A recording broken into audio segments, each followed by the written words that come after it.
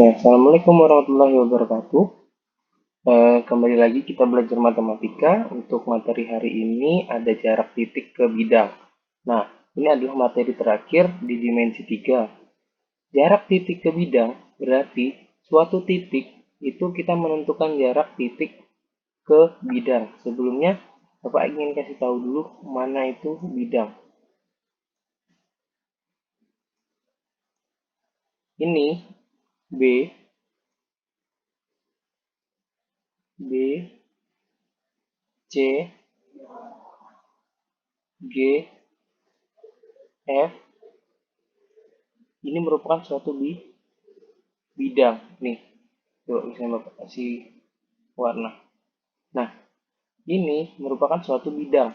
Bidang B, C, F, G atau B, C, G, F juga nggak apa-apa. Ini adalah merupakan suatu bidang. Jadi bidang itu nanti bisa terbentuk atas 3 titik atau bisa terbentuk atas 4 titik. Jadi bidang itu terbentuk minimal itu ada 3 titik.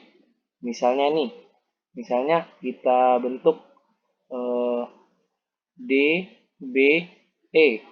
Nah, kita buat bidang D, B, E.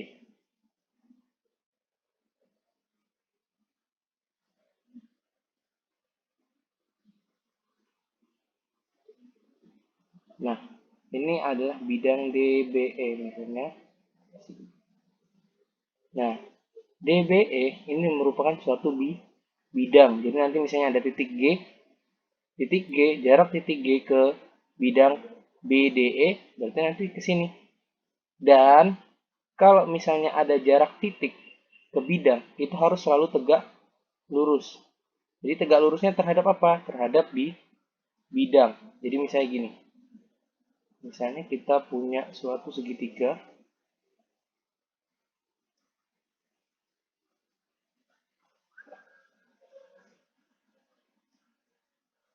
segitiga seperti ini kan.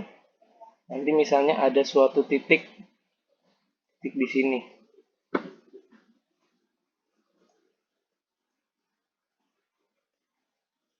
Ini merupakan suatu titik. Nah, titik ini harus tegak lurus di sini. Nah, ini nanti akan membentuk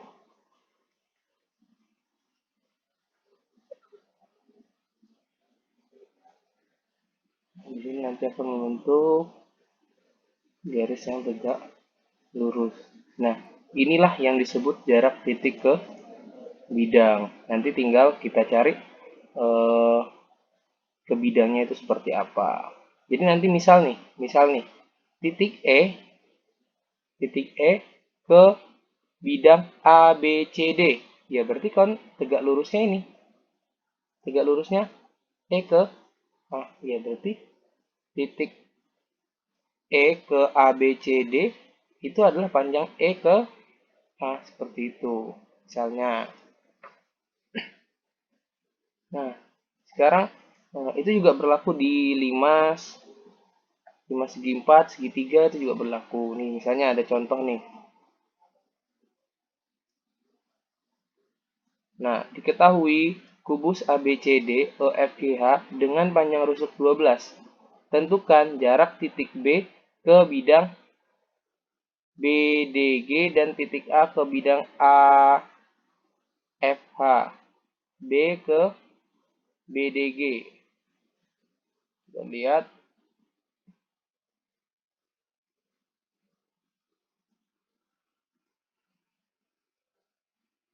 titik B ke BDG. B, B, D, G. Oh, yang satunya.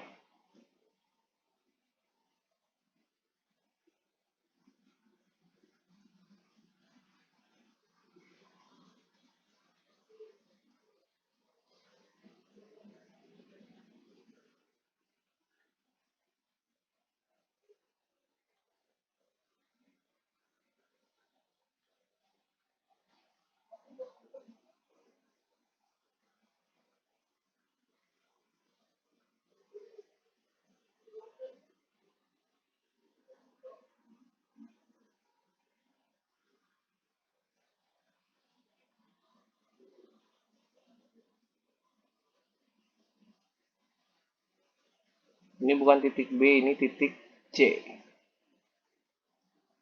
Jadi jarak titik C, nah, di sini. Diketahui ABCD EFGH dengan panjang rusuk 12, tentukan jarak titik C ke bidang BDG. Nah, berarti gini, kita buat bidang BDG-nya dulu.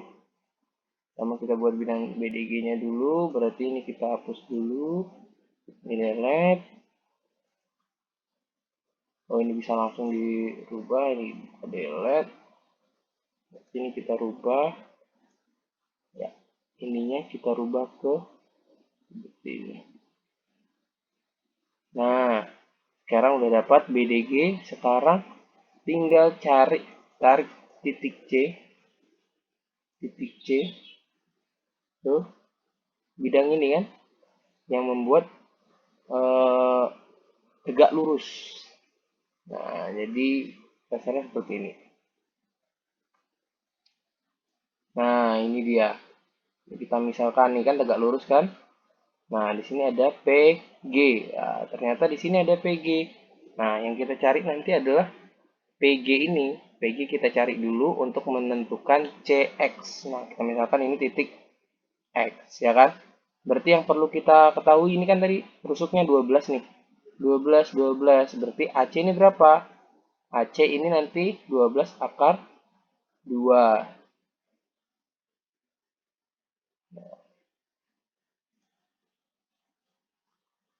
Hingga sini dulu.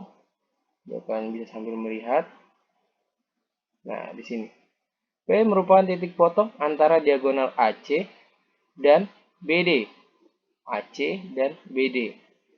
Maka panjang AC kan sama dengan S akar 2. Berarti 12 akar 2. Karena di sini 12, di sini 12. Nanti kan 12 kuadrat ditambah 12 kuadrat diakarkan. Hasilnya adalah 12 akar 2. Maka panjang PC ini adalah setengah dari AC 6 akar 2. Sekarang kita udah tahu panjang PC adalah 6 akar 2. Nah, selanjutnya panjang PG, kita turunin lagi. Panjang PG dengan teorema Pitagoras yakni PG kuadrat, ya kan? Ini garis miring nih. Ini PG kuadrat, ini kuadrat.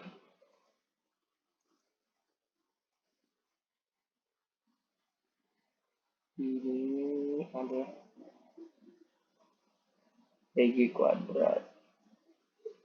Ini juga PG kuadrat.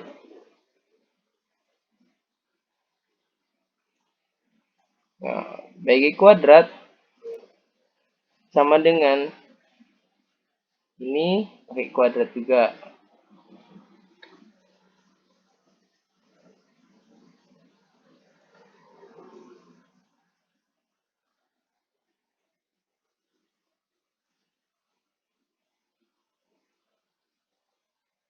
Nah, ini nanti pakai kuadrat. Nah, di sini PG kuadrat sama dengan PC kuadrat ditambah CG kuadrat. PG kuadrat sama dengan PC kuadrat